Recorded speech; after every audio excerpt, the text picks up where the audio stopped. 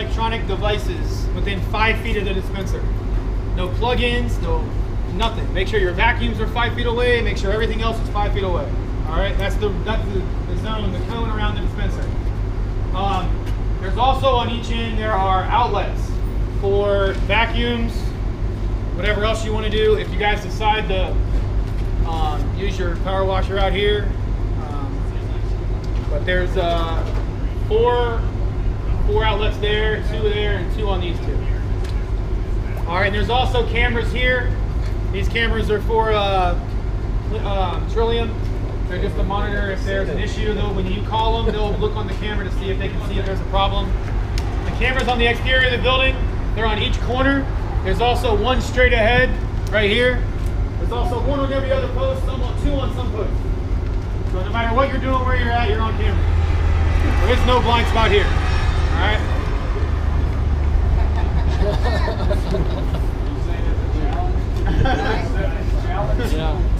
I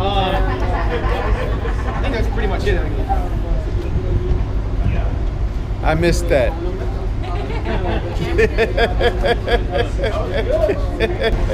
And you want to make sure that you eye the bay in front of you. Don't watch the curb. Well, watch the curb, but don't try to line yourself up close to the curb. Center yourself in the bay ahead of you. When we were doing our trial and conditioning, we noticed a lot of the drivers were more worried about the curb line than the bay, and what happened is they would get lined up too far right, and then they have to pull back out and 15 feet and try to straighten themselves up. So you want to make sure when you're pulling in, you're favoring a little bit out or to the center of the bay in front of you, because all of the pieces of equipment you're going to use, they have plenty of reach to get to you. You don't need to worry about being that close to the dispenser.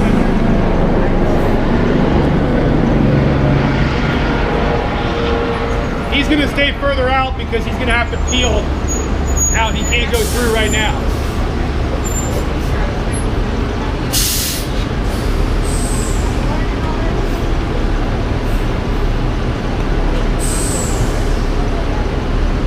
So this is when the driver will stop. He'll go on to do his next route or leave. And he's going to hand off to the hostler or whoever's operating probing and fueling. You're going to pull in, you're going to open your gate, pull off your cap. You're going to figure out which hose you need to use. On these dispensers, you can see there's 2 hoses or reels on the front. Tom's pointing to the first one. No. That one is a Navi fueler. The second one is an Arbuck. All right, that's your small one. That one right there, behind you over here. All right. So you'll notice on some of these, they have dual ports down here. Some have 2, right? Yeah. Some have dual capability. Some only have the smaller. All right. So you want to line up. If you're a bigger bus, you can line up on both. But if you're a smaller bus, you got to remember that you can only line up on the front 2 dispensers. All right. So what you'll do is you'll pull up, you'll open it.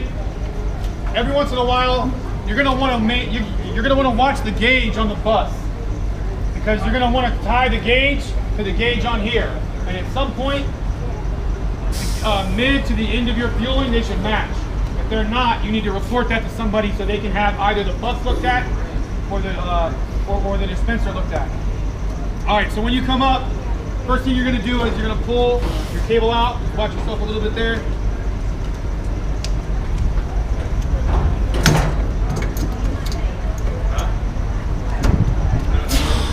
All right, you're gonna get a connection.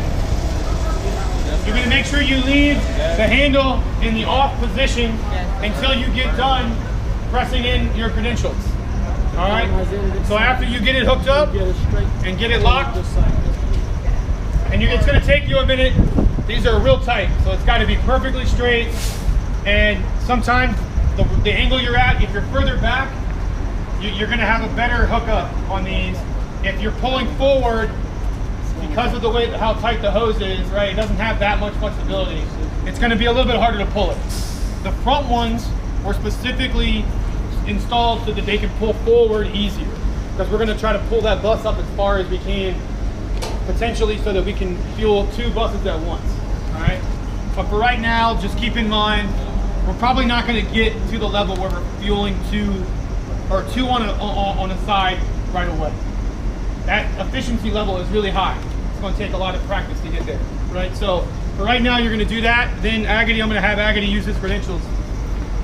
Come crowd around over here so you can see this. 5068.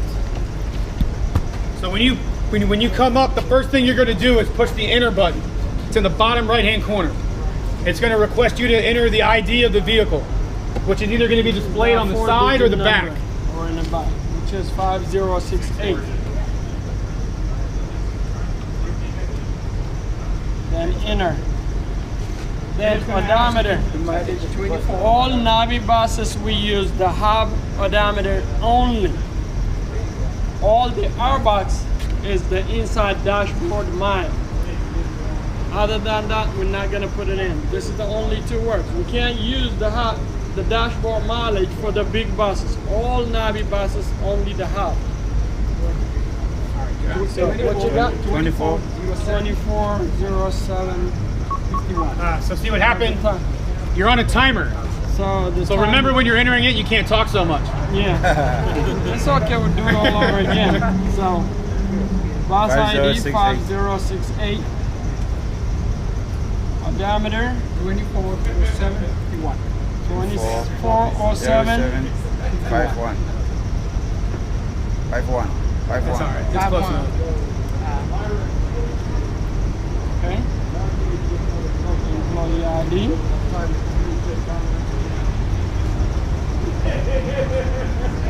Then you're going to enter in your ID. That's what he just did. Then the pump number is the same. This side, 1, 2, 3. We'll get some numbers up there to make it easier. And the other side also the same thing. 1, 2, 3. All right. So you can pull down the lever and hit the start. First pull the lever down.